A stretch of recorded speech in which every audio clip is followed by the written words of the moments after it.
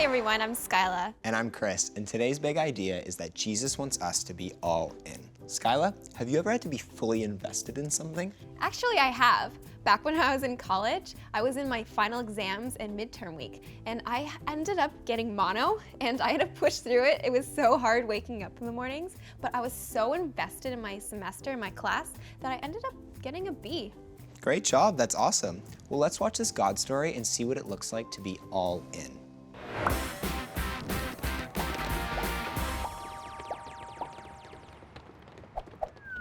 What animal needs to wear a wig? A bald eagle.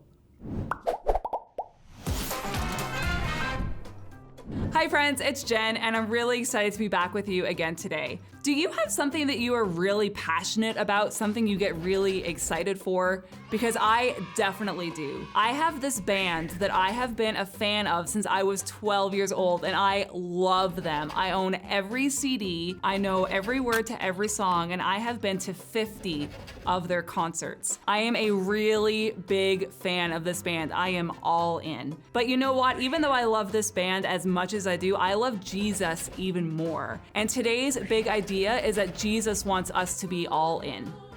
In this series, we're talking about Jesus and his relationship with Peter. Peter is incredibly passionate, a get-up-and-go disciple who sometimes speaks before he thinks. Last time, we got to see Peter come to the realization of who Jesus really is, Messiah and the Son of God. And Jesus responds to Peter by saying he will be the rock on which the church will be built. So today, we're gonna pick up the story in Matthew 16. From that time on, Jesus began to explain to his disciples what would happen to him. He told them he must go to Jerusalem. There he must suffer many things from the elders, the chief priests, and the teachers of the law. He must be killed and on the third day rise to life again. You see, Jesus knew what was going to happen. He knew he was going to suffer and die because he loves people so much. He knew he would die and be raised on the third day, and he wanted his disciples to know that this was going to happen. But the disciples didn't quite understand. I mean, in their heads, the words Messiah and Son of God didn't paint the picture of someone who had to die. And Peter, our poor Peter, he did not want this happening to Jesus. He cried out, "No, Lord, never." And Jesus turned to Peter and replied, "Get behind me, Satan." Now that seems like a really extreme response, but Jesus was just emphasizing how against God's plan Peter's statement was. Jesus continues to say to Peter, "You are standing in my way. You are caring about things that humans care about instead of things that God cares about." And Jesus was saying this to Peter, but really he could be saying it to any one of us. I mean, how many times do we let our way get in the way of God's way? Then Jesus said this to his disciples, "Whoever wants to be my disciple must say no to themselves. They must pick up their cross and follow me. Whoever wants to save their life will lose it, but whoever loses their life for me will find it. What good is it if someone gains the whole world but loses their soul? Or what can anyone trade for their soul? The Son of Man is going to come in his Father's glory. His angels will come with him, and he will reward everyone in keeping with what they have done." Wow, so Jesus said some pretty big things in here. Let's unpack a few of them together. So Jesus started by saying, "Whoever wants to be my disciple must say no to themselves." What does that mean? It kind of just means that we should say no to the selfish things that we want. So then Jesus says that his disciples have to pick up their cross and follow him. Now, does this mean that Jesus wants us to put a cross on our back when we get up tomorrow? No, not at all. Basically, what he's saying here is that sometimes when we follow Jesus, things might be a little bit harder, maybe a little bit more uncomfortable than if we were just gonna do things the way that everybody else does. When we follow Jesus and we do things a little bit differently, sometimes we can feel the effects of what it means to follow him. Then Jesus says, "Whoever tries to save their life will lose it, but whoever loses their life for him will truly find it." Well, that sounds really confusing, but Jesus is basically saying that if we try to hold on to things for ourselves, we will lose it. But if we are willing to give up everything to follow Jesus, we are going to find a bigger and richer life than we could ever imagine. Then Jesus says, "What good is it to gain the whole world and lose your soul? Or what can you trade for your soul?" So in other words, all the stuff or the money or the possessions that you can gather for yourself in this world aren't really gonna matter in the end. In the end, all that matters is our relationship with Jesus. So Jesus concludes by saying that he will return in his Father's glory along with all of the angels, and he will reward everyone for what they have done in the kingdom of God as they follow Jesus. That is a pretty cool ending to the story. When we follow Jesus, our lives look different from those around us. Our lives kind of get flipped upside down. Money, power, fame, and other stuff matter a lot less because Jesus becomes our number one. So much so that we are willing to do anything and go anywhere to be a Jesus follower because Jesus wants us to be all in. Well, it's been so great to hang out with you for this series. I will see you next time. Quickly turn to the person next to you. And discuss the following questions. Question time. Sometimes following Jesus is not easy.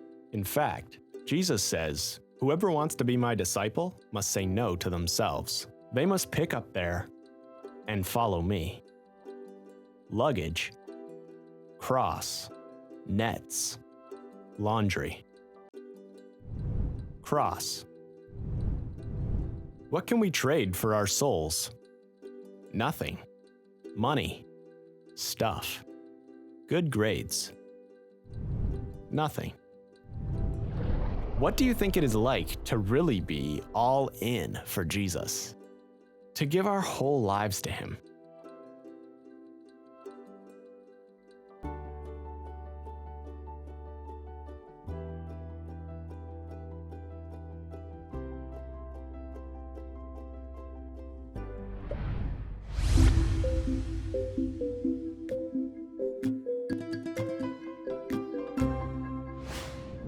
Whoa, when Jesus said to Peter, "Get behind me, Satan," I was thinking, what? But then I got it. Jesus wants us to do things his way because ultimately it is the best way. The Jesus way sometimes requires hard work, dedication, and lots of reminders that he has the best in mind for us. It's true. Think about any hobbies you might do or sports you might play. Sometimes we have to make major sacrifices to achieve our goals. We're now gonna watch a video. And when I watched the video for the first time, the word commitment had a whole new meaning to me. Let's watch these young gymnasts and see how they're all in with what they do. This is my brother and his name is Lucas. I really like gymnastics and I train for 16 hours a week. My name is Rebecca and I like to play games on my mom's phone. I like to eat and I also like gymnastics and I also train 16 hours a week. Sometimes I have to sacrifice school time because I have to fit in the school time with gymnastics and I don't know if I should stay home to do homework or if I can go to gymnastics because then I go to gymnastics and then I wake up really early and gymnastics ends late, so I get not a lot of sleep, and then it's hard for me to do my homework, so sometimes I have to sacrifice that. I have to do a lot of extra work at school.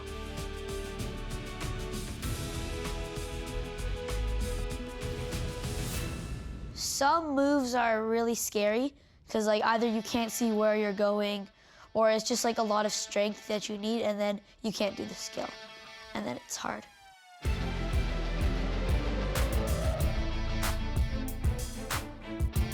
I've been hurt so many times I can't even remember. Like this one is a burn from a rope or something like that, and one time I broke a chalk bin.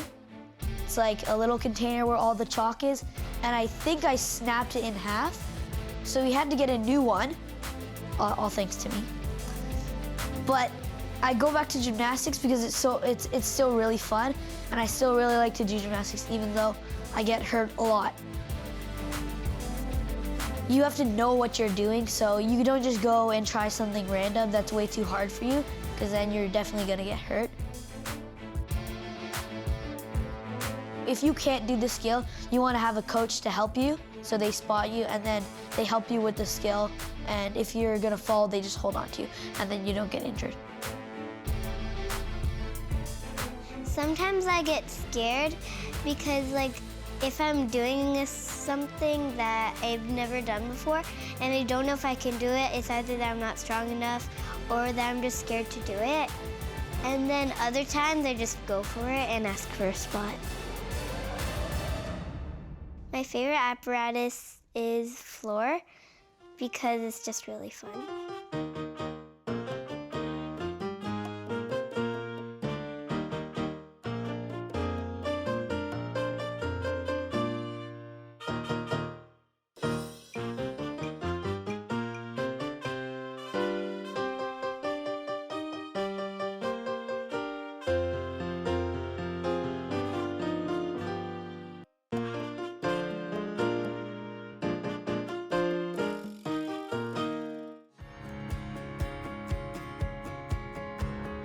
My favorite event is probably floor or pommel horse. I think I'm pretty good at it, which makes it fun. For me, the hardest apparatus is probably beam, because you have to land like so many skills on 4 inches wide, and like you have to compete on a high beam or like a beam that's as tall as you. If I fall and I get really injured, like the time I split the beam, it's hard to get back to it, because like you don't want to get hurt again, and like what ifs start happening in your head. But really, after you do it a lot of times, you're not scared of it anymore.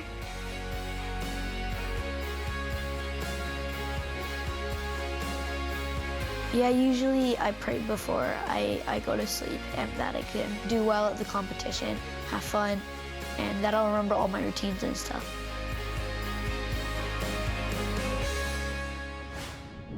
I love skateboarding, and I can do it all day if I have to. But all that gymnastics looks like some super hard work. That's the thing, it is. But they want to do it so much that they're willing to put in the hard work.